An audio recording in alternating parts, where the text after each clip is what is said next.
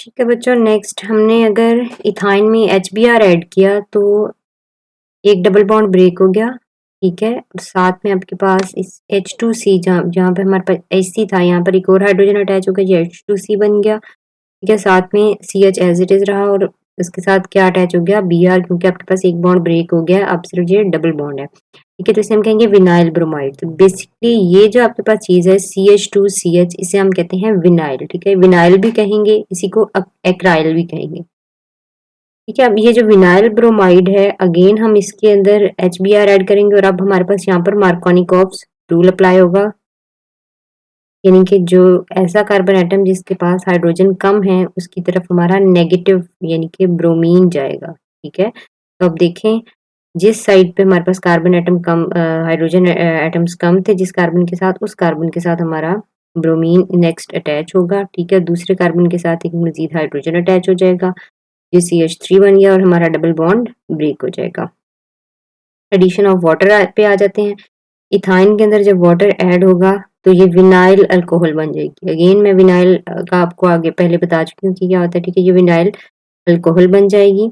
अब ये जो विनाइल अल्कोहल बनेगी ये खुद को इस तरह से रीअरेंज करेगी कि ये वाला H इस H2C के पास आ जाएगा और यहाँ से डबल बॉन्ड जो है वो यहाँ जहाँ से बॉन्ड जो है इस जगह पर कार्बन के साथ शिफ्ट हो जाएगा और ये बन जाएगा कार्बन के साथ जो डबल बॉन्ड आ जाएगा, तो ये आपके पास acetaldehyde CH3 C double bond OH acetaldehyde बन जाएगा। ठीक है, इसकी एक एग्जांपल इनफ है। इसके बाद addition of ammonia and hydrogen cyanide की बात करेंगे। ये हमारे पास अमोनिया है और ये हाइड्रोजन साइनाइड है। ठीक है, ये इनकी कंडीशन है कि एलुमिना यूज होगी, 300 डिग्री सेल्सियस इस पर टेम्परेचर होगा। ठीक है, इसी तरह इसके बाद इसमें हमारे पास जो है अमेलगम यूज होगा कॉपर क्लोराइड का और अमोनियम क्लोराइड का। ठीक है, सिंपली हमारे पास जो चीज़ बन जाएगी यहाँ पर मिथाइल नाइट्राइल बन जाएगा। ठीक है, C ट्रिपल बॉन्ड इनको हम नाइट्राइल बोलते हैं। जबकि हमारे पास जो हाइड्रोजन साइनाइड जहाँ एंटर होगा वहाँ पर हमारे पास ये आप पोर्शन जो है इसको हम विनाइल साइनाइड भी कह सकते हैं या हम इसे एक्राइल नाइट्राइल भी कह सकते हैं, क्योंकि विनाइल और एक्राइल जो है वो एक दूसरे के सिनोनिमस है।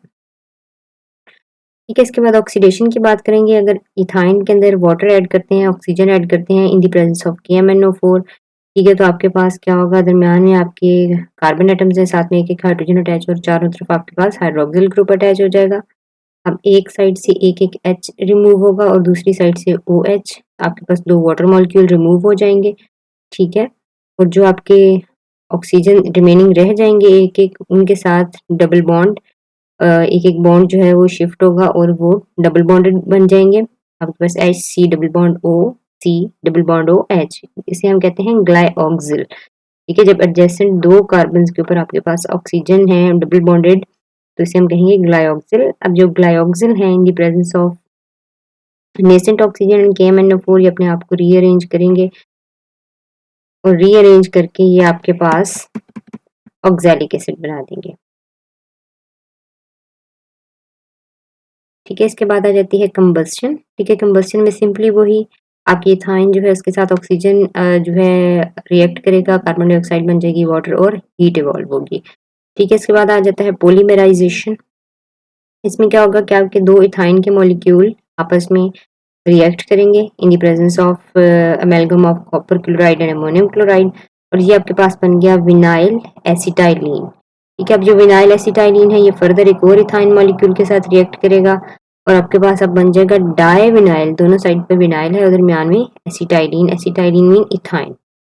ठीक है, अब जो हमारे पास विनाइल एसिटाइलिन है ये वाला कंपाउंड, दिस वन, इस कंपाउंड को हम दोबारा रिएक्ट करवाएंगे विद HCl, ठीक है, कंसंट्रेटेड HCl के साथ और ये आपको जो है प्रोवाइड करेगा क्लोरोप्रीन। ठीक है, ये जो कंपाउंड हमारे पास बना है यहाँ पर क्लोरीन अटैच होगा इस कार्बन के साथ। ठीक है, इसे हम कहते हैं क्लोरोप्रीन। ठीक है, अब जो क्लोरोप्रीन है उसकी पॉलीमराइजेशन होगी। पॉलीमराइजेशन का मतलब होता है कि एक ही कंपाउंड बार बार आपस में जुड़ता जाए और लॉन्ग चेन बनती चली जाए। उसकी पॉलीमराइजेशन के नतीजे में एक नया कंपाउंड बनेगा जिसे हम कहेंगे नियोप्रीन और इसे हम सिंथेटिक रबर यानी ऐसा रबर जिसे हमने खुद बनाया हो, आर्टिफिशियली प्रोड्यूस किया गया हो। ठीक है, इसके बाद आ जाता है conversion of acetylene into benzene. Simply acetylene या इथाइन भी इसे कह सकते हैं। ठीक है, एसिटाइलिन को हम इथाइन भी कह सकते हैं। अब यहाँ पर हम क्या करेंगे कि हमारे पास यहाँ पर सी ट्रिपल बॉन्ड, ठीक है, C H triple bond C H, इनको हम इस तरह से अरेंज कर लेंगे। एक जो है कंपाउंड यहाँ पे, एक इथाइन का कंपाउंड यहाँ पे और एक इथाइन का कंपाउंड यहाँ पर। ये ट्रिपल बॉन्डेड है, एक एक बॉन्ड जो है इनका शिफ्ट हो जाएगा, ठीक है। एक बॉन्ड जहाँ आ गया जिस जगह पर कोई बॉन्ड नहीं था, एक बॉन्ड यहाँ आ गया और एक बॉन्ड यहाँ पर आएगा। अब क्या होगा कि जहाँ पर ट्रिपल बॉन्ड थे वहां से एक एक बॉन्ड शिफ्ट हो जाएगा और जहाँ कोई बॉन्ड नहीं था वहां एक एक बॉन्ड आ जाएगा, यानी alternating double and double and single bond बन जाएंगे, जो कि हमारे पास बेंजीन में होता है, ठीक है। दैट इज C6H6 और इसमें टेम्परेचर रहेगा आपका 300 डिग्री सेल्सियस और कॉपर ट्यूब के अंदर ये आपका रिएक्शन प्रोसीड करेगा। इसके बाद आ जाता है जी एसिडिक नेचर ऑफ अल्काइंस। तो अल्काइंस जो है वो एसिडिक इन नेचर होती हैं। उसका रीजन क्या होता है कि ये sp हाइब्रिडाइज्ड होती हैं, ठीक है। हाइब्रिडाइजेशन हम चैप्टर 7 में पढ़ चुके हैं, ठीक है। तो इसमें कार्बन एटम जो है sp हाइब्रिडाइज्ड होता है, जिसकी वजह से उसका जो टर्मिनल्स हैं अल्काइंस के वो क्या करते हैं, पुल करते हैं इलेक्ट्रॉन को मोर स्ट्रांगली, ठीक है। जिसकी वजह से जब कार्बन के पास ज्यादा स्ट्रांगली इलेक्ट्रॉन आते हैं तो हाइड्रोजन जो है वो स्लाइटली एसिडिक, एसिडिक का मतलब है कि वो पॉजिटिव हो जाता है, यानी एच आयन की फॉर्म में आ जाता है, ठीक है। इसके बाद एसिटाइलाइट्स देखेंगे हम कि कैसे बनते हैं। जैसे इथाइन के अंदर अगर आप सोडियम डालेंगे तो ये आपके पास जो कंपाउंड बनेगा जिसमें दरमियान में आपके सी ट्रिपल बॉन्ड सी और साइड पे मेटल है, तो इसे हम कहेंगे मेटल एसिटाइलाइट या फिर हम इसे कहेंगे, इस कंपाउंड को स्पेसिफिकली हम कहेंगे सोडियम एसिटाइलाइट, ठीक है। इसी तरह से आपके पास डिफरेंट जो हमारी मेटल्स हैं, जैसे कॉपर क्लोराइड जब ऐड होगी तो ये आपके पास कॉपर एसिटाइलाइट बन जाएगा, ठीक है। उसका कलर आपने देख लेना है कि कौन सा होगा।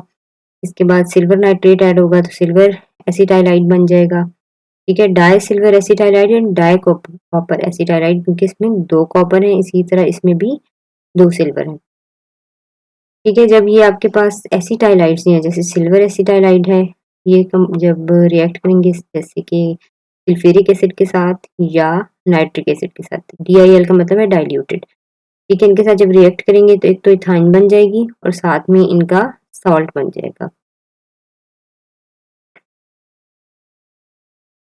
ठीक हो गया। इसके बाद जो है रिएक्टिविटी है, यूजेस हैं, यूजेस आप खुद पढ़ लेंगे। इसके बाद जो है कंपैरिजन ऑफ रिएक्टिविटीज है, ये मैं आपको ऑलरेडी जो है जब हम एल्केन्स की रिएक्टिविटी पढ़ रहे थे और एल्केन्स की मैं आपको बता चुकी हूँ। So this chapter is completed.